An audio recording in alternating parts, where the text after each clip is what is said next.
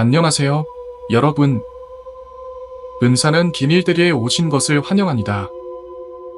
오늘 우리는 한 시골 마을에 숨겨진 비밀을 파헤칠 것입니다. 이 마을은 많은 사람들에게 잊혀진 고통의 장소였고, 그곳에는 여전히 귀신들이 떠돌고 있습니다. 여러분은 이 지대에 발을 들여놓을 용기다입니다. 과거의 끔찍한 사건이 어떻게 여전히 우리를 괴롭히는지 함께 알아보도록 하겠습니다. 이 이야기는 한 어린 소년이 시골 할머니 집에서 겪은 신비롭고 무서운 사건을 다룹니다. 소년은 부모님의 결정으로 할머니와 함께 지내게 되지만 마을의 이상한 규칙과 정체불명의 노래소리에 맞닥뜨리며 두려움에 휩싸입니다. 소년이 경험한 이 진야한 사건은 그의 삶에 지울 수 없는 흔적을 남기게 됩니다. 그가 목격한 것들은 무엇이었고 왜 그토록 무서웠는지 함께 탐구해보세요. 다시지요. 안녕하세요. 40년도 더 된 그때의 기억은 지금도 제 눈앞에 펼쳐질 정도로 생생합니다. 전라북도에 있었던 저의 시골 마을은 따스한 봄날에 가만히 보고만 있어도 행복하고 마음이 편해질 정도로 고준한 분위기를 자원했습니다. 어머니네 손을 잡고 시골에 갈 때면 처음에는 귀찮을지도 모르지만 동네 이름이 도로 표지판에 나올 때부터 설레는 마음을 감출 수가 없었죠. 그래서 매년 할머니 댁에 갈 때면 마지막까지 아쉬웠던 마음에 좋은 기억만 남고 있습니다. 당시 아버님의 사업장이었던 서울에서 살고 있을 때 제 나이는 8살이었습니다. 남들보다 빨리 학교에 가야 된다는 말씀에 국민학교를 다니고 있을 때였는데 그날 밤에는 어머니와 아버지께서 심각한 이야기를 주고받고 계셨습니다. 모처럼 가게 문을 일찍 닫고 집에 오신 아버지께서는 만화 영화를 틀어주시고는 두 분이 안방으로 가 진이 이야기를 하셨습니다. 오래된 집 구조 탓에 조금이라도 언성이 올라오면 당연히 그 소리를 들을 수 있었죠. 확실히 들을 순 없었지만 며칠간 가게 일이 바빠질 수밖에 없었고 아버지께서는 좋은 기회라고 생각하셔 어머니께서 함께 일을 해주시기를 바랬습니다. 철제 그릇을 만드셨던 아버지께 목돈을 만지거나 앞으로 좋은 기회를 만들어낼 기회였죠. 아무튼 일주일이 넘는 기간 동안 일에만 집중하셔야 했고 철없는 저는 부모님께 부담일 수밖에 없었습니다. 하지만 따로 맡길 친인척이 서울에 살고 있지 않으니 시골로 저를 보내신다는 의견이 오갔습니다. 어린 나이였지만 그게 그렇게 나쁘진 않았죠. 가끔씩 돈이 없어 미안하다는 어머님의 말씀이 떠오르며 나 하나 아무 탈 없이 있으면 우리 가족에게 좋은 일이 일어난다고 생각했습니다. 무엇보다도 제가 좋아하는 시골 할머니 댁에 가는 게 더 좋았죠. 하지만 어째서인지 어머니께서는 저를 보낼 수 없다는 쪽으로 말씀 주셨고 아버지께서는 본인은 그곳에 살았던 사람으로서 충분히 제가 잘 지낼 수 있다고 말씀하셨습니다. 목소리가 점점 높아지다 보니 거대지일인 저는 기부의 소리를 더 켤 수밖에 없었고 부모님께서도 그걸 눈치채시고 대충 정리하고 방에서 나오셨습니다. 그리고 며칠이 지나 밥을 먹던 중 아버지께서 말씀하셨습니다. 5월 16일부터 30일까지 시골에 내려가 있을 것이며 부모님은 내려가지 않으시고 시골에서 할머니 할아버지와 함께 지낼 거라고 말이죠. 학교에는 이미 언지를 줬고 할머니 할아버지께 허락을 받으셨다고 했습니다. 그런데 지금 와서 생각해보면 제 자신이 답답하게 느껴질 정도로 절대로 6시 이후로 집 밖으로 나오면 안 되라는 말을 많이 하셨습니다. 답답한 이유는 제가 그 뜻을 제대로 해석하지 못했다는 것이죠. 이유는 말씀하지 않으셨습니다. 그저 할머니 댁에 있는 동안 저녁 6시 이후로 나오진 말라는 건데 사실 저녁에 다 같이 강가에서 돌에 고기를 굽고 논 적도 많았습니다. 그렇기 때문에 혼자 있을 저를 염려해 나가지 말라는 것인 줄로만 알 수밖에 없었죠. 며칠이 지나 주말이 되었을 때 어머니께서는 제 짐을 서로 데려가셨다. 버스에 올라타 사라질 때까지 손을 흔들어 주셨습니다. 얼마나 걱정이 되셨는지 기사님께도 저를 챙겨달라고 신신당부하셨고 가장 앞자리에 있던 선님에게도 부탁해 자리를 바꾸기까지 했습니다. 그리고 터미널에서 내렸을 때 선주 논을 기다리시던 할머니 할아버지를 뵐 수 있었죠. 시골 생활은 여느 때와 똑같았습니다. 다만 혼자 있다 보니 반일을 하러 가시는 할머니 할아버지를 따라갈 수 있는 재미가 있었죠. 하지만 조부모님도 부모님처럼 6시 이후로는 절대로 집 밖으로 나가지 않으셨습니다. 아니, 정확하게는 5시만 되면 집으로 들어와 대문을 굳게 걸어 잠그시곤 했습니다. 그제서야 뭔가 이상하다는 생각이 들어 할머니께 매달려 그 이유를 물었죠. 처음에는 말씀하지 않으셨지만 땡깡을 부리는 선주이 귀찮으셨는지 말씀을 하시더군요. 도넛한 대답을 들은 저로서는 그 말 한마디에 겁에 질렸습니다. 더 이상 구체적으로 질문도 못할 정도로 말이죠.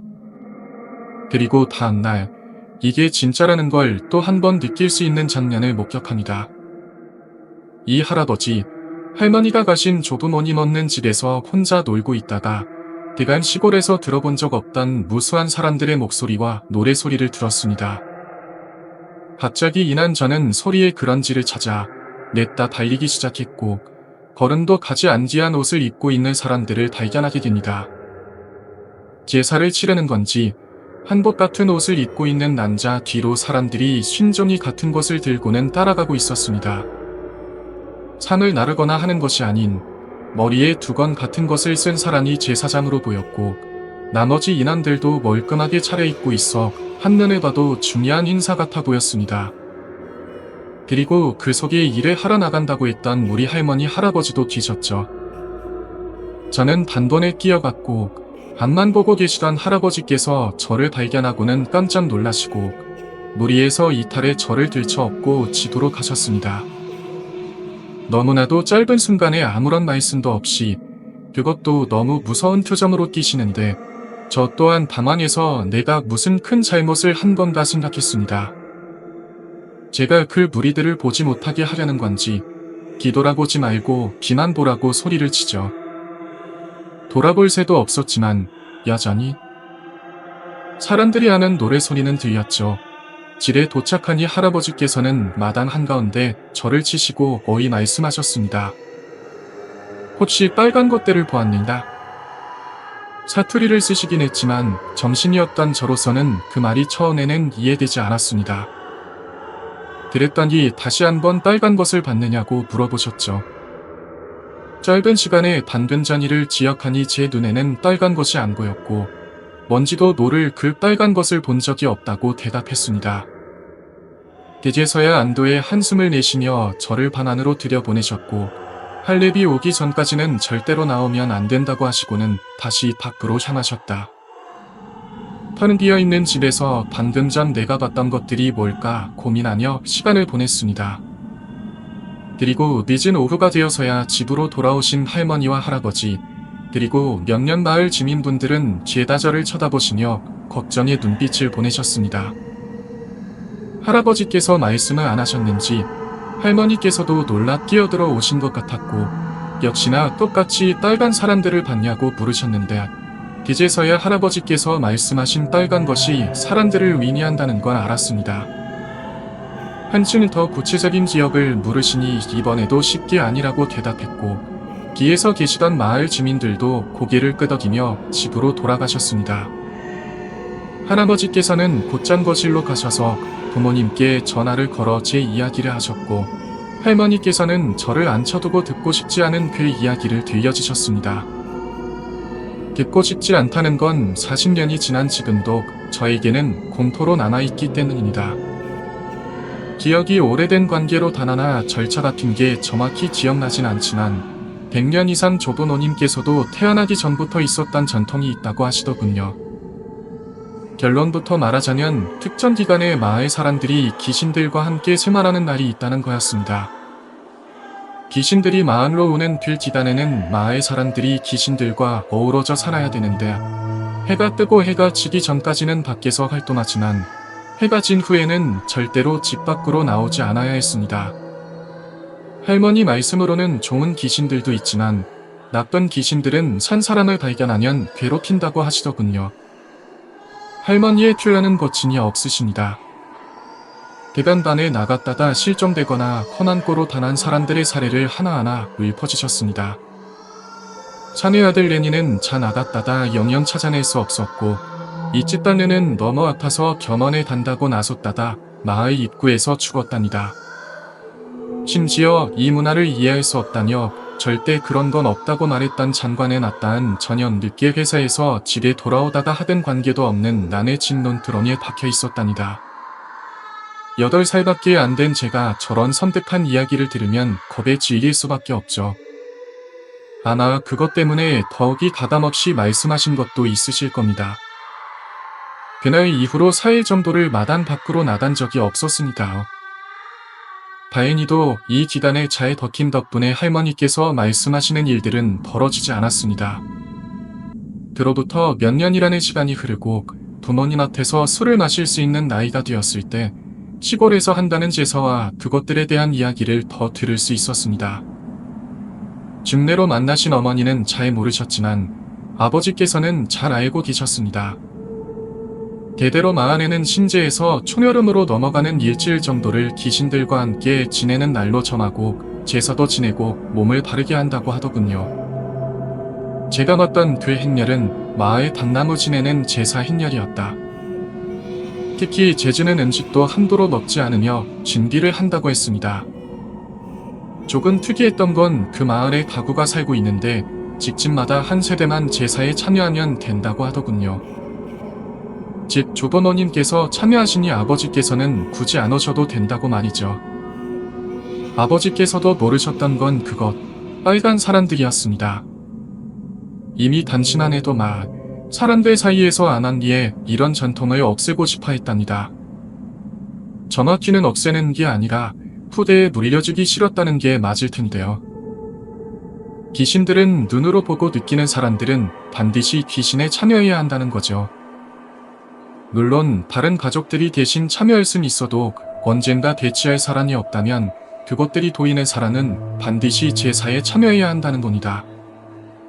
일찍이 조부모님께서 아버지도 그것들을 못 보게 한 탓에 저처럼 보지 못하셨던 거고요. 다만 그때만 되면 집 밖으로 나오질 않으니 그게 얼마나 중요한지는 아셨던 겁니다. 이 때문에 어쩔 수 없이 저를 보내야 했던 그때도 고심이 많았다 하셨고요. 아마 이 사건 때문에 점차 시골로 가는 빈도가 줄어들었고 조부모님께서 돌아가시기 전까지도 거의 시골에 갔던 적이 없었습니다. 지금도 그 마을은 있긴 합니다. 마을을 관통하는 고속도로가 생기며 사는 사람들은 거의 없는 걸로 알고 있습니다. 지금도 가끔 지난 출장을 갈 때면 그곳을 지날 때가 있는데 집들이 허물어져 기역형 영롱이 꾸린 논밭들을 볼 때면 그때 지역이 떠오릅니다. 그리고 궁금하기도 합니다. 이제 이 이야기가 여러분에게 어떤 영향을 미쳤는지 궁금합니다. 이 마을의 비밀은 여전히 남아있으며 그 속에 감춰진 진실은 무엇일까요?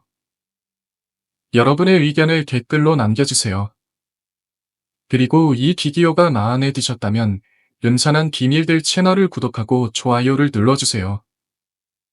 다음 영상에서 또 다른 소름 끼치는 이야기를 들려드리겠습니다. 감사합니다.